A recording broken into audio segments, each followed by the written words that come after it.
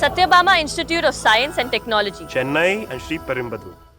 சமீப நாட்களாக அடுத்தடுத்த போராட்டங்களை அறிவிக்கிறதுக்கான நான் தான் உண்மையான எதிர்கட்சி, நான் தான் வலிமை உள்ளவன், நான் தான் ஒன்றிய அரசை எதிர்ப்பதற்கு நான் தான் ஆற்றல் படைத்தவன் சொல்லி ஒரு காட்டுறதுக்கான ஒரு பிம்பத்தை காட்டுவது. அது யாரு காட்ட போறாருன்னா இவங்களுக்கு தெரியும், திமுகவுக்கு தெரியும், அண்ணா திமுகவுக்கு தெரியும் இவங்க யாருன்ட்டு. இப்போ புதுசாக வந்திருக்கிற விஜய்க்கு நான் ஒரு பெரிய பலமா என்னை பயன்படுத்திங்க, ஒன்றிய அரசை எதிர்ப்பதற்கு அல்லது ஒன்றிய அரசுடன் பேச்சுவார்த்தை நடத்துவதற்கு நாங்கள் இருக்கிறோம் அப்படின்னு சொல்வதற்காக தான் இப்போ இவங்க எல்லா முயற்சியும் ஈடுபட்டு இருக்காங்க. ஏன்னா அப்போதான் டெல்லிக்கு முதலமைச்சர் போகின்ற போது ஏதோ டெல்லி பிரதிநிதி மதிமுக போல துரை அங்கே போய் எல்லா வேலையும் ஏற்பாடு பண்ணார் அப்படின்ட்டு இப்போ அவங்க தோழர்களும் பேசிட்டு வராங்க. முதலமைச்சருக்கான ப்ரிவிலேஜ் இருக்குல்ல, அவருக்கான புரோட்டோகால் இருக்குல்ல, அவர் போனால் எல்லாமே செஞ்சு ஆகணும் இல்லை. ஆனால் தங்களால் தான் அது நடக்குது என்பதை அது ஒரு தோற்றத்தை உருவாக்குவதற்கு இப்போ துரை இப்போ முயற்சி எடுத்து இப்போ அது செஞ்சுட்டு இருக்கிறாரு.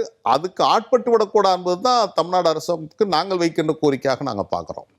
கிட்டத்தட்ட மனதளவில் அவர்கள் தயாராகி விட்டார்கள் அப்படின்றத புரிஞ்சுக்கிறது. அப்ப நீங்க சொல்ற ஸ்டேட்மெண்ட்ல அவங்க ஏற்கனவே முடிவு எடுத்துட்டாங்க. இப்போ அவங்க திமுக இல்லைன்ற நிலைமையில தான் திமுகவும் இருக்கிறாங்க நான் நினைக்கிறேன். எனக்கு தெரியாது திமுகவுடைய நிலைப்பாடு எனக்கு என்னன்னு தெரியாது.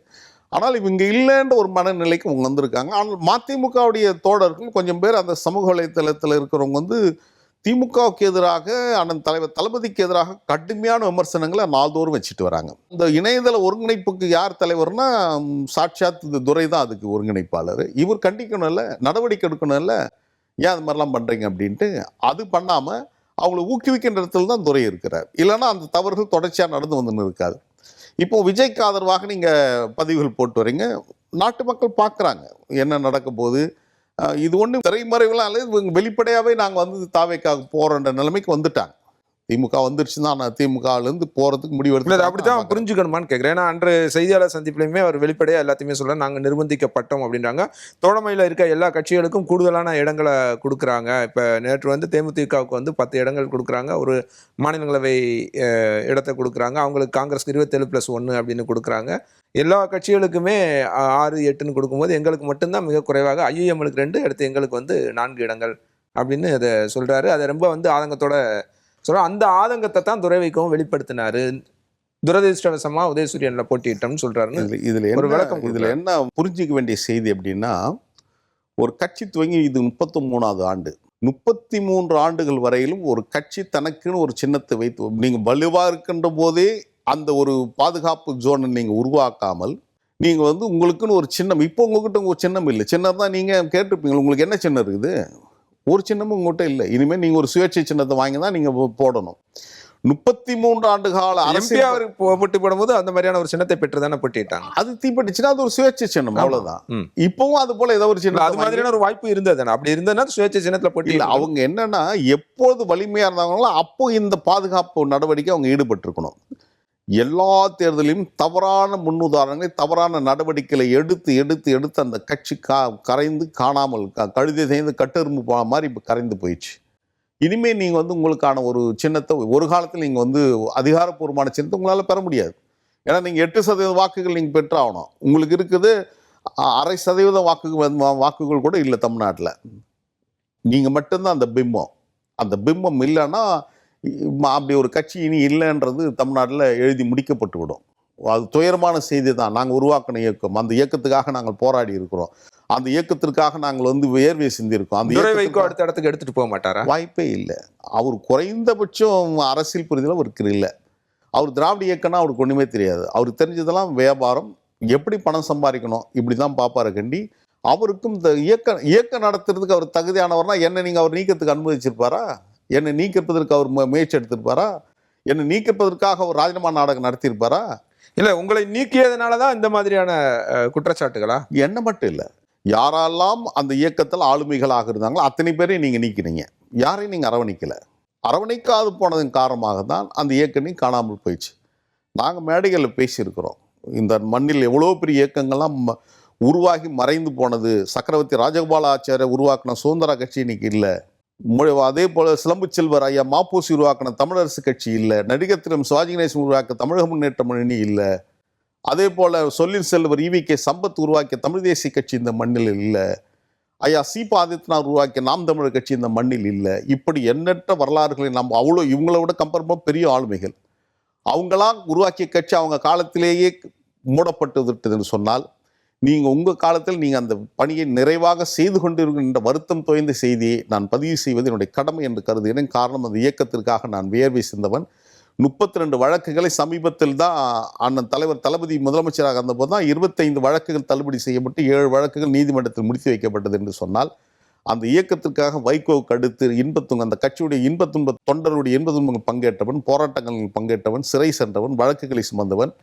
இப்படி இருக்கின்ற போது எனக்கே அந்த நிலைமைன்னா, யாரை நீங்கள் அரவணைக்கல அப்படின்னா, நீங்கள் இனி யாரை நீங்கள் அரவணைச்சு போகிறீங்க? அந்த இயக்கத்துக்கான முடிவுரையை தலைவர் தொடங்கினார், மகன் முடிவுரை எழுதி கொண்டிருக்கிறார் என்பதுதான் வரலாறு. திருச்சி எம்பியா இருக்கல துரை வைகோவுக்கு, அதில் ஏதாவது கசப்பான அனுபவங்கள் இருக்கா திமுகவோட? வந்து அந்த நேரத்தில் 2 தொகுதி கேட்டிருந்தா கூட கொடுத்துருப்பாங்க. 2 தொகுதி கேட்டால் ஒரு தொகுதி மகன்னா அடுத்த தொகுதி யார்? அந்த கட்சியிலே ப்ரியாரிட்டி பிரகாரம் மல்லை சத்யா இருக்கிறார். மல்லை சத்யாவை கொடுத்துட்டா அது ஒரு பெரிய ஆபத்தாக போயிடுன்னு அவர் குடும்பத்துக்குள்ளே அல்லது அவங்க அப்பா மகனுக்குள்ளே ஒரு கருத்து தலைவருக்கு இருந்திருக்குமான்னு எனக்கு தெரியல. ஏன்னா அவர் என்னை முழுமையாக அறிந்தவர் என்ற எண்ணம் எனக்கு இருக்கிறது. இந்த காலகட்டத்தில் திருச்சி நாடாளுமன்ற தொகுதி ஒரே ஒரு தொகுதி மட்டும்தான் கேட்குறாங்க. அந்த தொகுதி கேட்கின்ற போது காங்கிரஸுடைய அப்போது அதுக்கு முன்பு நடைபெற்ற நாடாளுமன்ற பொது தேர்தலில் தமிழ்நாட்டிலேயே நான் எனக்கு இந்தியாவிலேயே அதிக வாக்கு வித்தியாசத்தில் வெற்றி பெற்றவர் வந்து அண்ணன் திருநாவுக்கரசு. 5 லட்சம் வாக்குகள் வித்தியாசத்தில் வெற்றி பெறார். ஒரு தலைவராக இருந்தவர், அமைச்சராக இருந்தவர், கட்சியுடைய தலைவராக இருக்கிறார். தங்க கூட இருக்கிறார் போது அது ஒரு பெரிய அரண்னு அவர் நினைக்கிறாங்க காங்கிரஸ். எனவே அந்த தொகுதி விட்டு கொடுக்க முடியாதுன்னு சொல்கிறாங்க. அவர் திருநாவுக்கரசு சொல்கிறாரு, தமிழ்நாட்டில் 39 தொகுதி இருக்குது, நீங்கள் எங்கன்னா போய் போட்டிடுங்க, ஏன் தொகுதியில் வந்து கேட்குறீங்க அப்படின்ட்டு. இப்போ இந்த பிரச்சனைகளில் கூட்டணி இழுபறி இவங்க கொடுக்குற அழுத்தம் திமுகவுக்கு என்ன பண்ணுறது? இங்கே பேசி பார்த்தா முடியல. இப்போது இந்தியா கூட்டணி கூட்டம் இப்போ மகன் திமுக பங்கேற்பதாக சொல்லியிருக்கிறாங்க. இந்தியா கூட்டணி கூட்டத்தில் திமுக புறக்கணிக்க போகிறோன்னு சொல்கிறாங்க. அப்போவே நம்ம புரிஞ்சுக்கலாம் இவங்க வெளியேறிட்டாங்க அப்படின்ட்டு. திமுக எதிர்நிலையில் நிற்கிறாங்க போது புரிஞ்சுக்கலாம். இப்போ அப்போது நடந்த அந்த கூட்டத்துக்கு மும்பைக்கு போகிறார் தளபதி. அப்போ போய் ராகுல் காந்தியிடம் தனிப்பட்ட முறையில் வேண்டுகோள் வைக்கிறார். அப்போ அவரும் எதிர்கருத்து வைக்கிறார். எங்களுடைய கட்சியுடைய தலைவராக இருக்காங்க, ஒரு மாநில தலைவராக இருந்தவர், அமைச்சராக இருந்திருக்காரு, எங்களுக்கு ஒரு பாதுகாப்பு அரணாக இருக்கிறாங்க, அந்த தொகுதி கொடுக்க முடியாது, வேறு எந்த தொகுதியாக போய் போட்டியிட சொல்லுங்கன்னு அவர் சொன்ன போதும் இவருடைய வற்புறுத்தலின் பேரில் ராஜீவ்காந்தி கடைசியாக சம்மதம் தெரிவித்து திருச்சி தொகுதி ஒரு ராகுல் காந்தி. மறுநாள் நாங்கள் அறிவாலயம் போகின்ற போது இந்த செய்தியை தளபதி சொல்கிறார் அண்ணன் ஸ்டாலின்.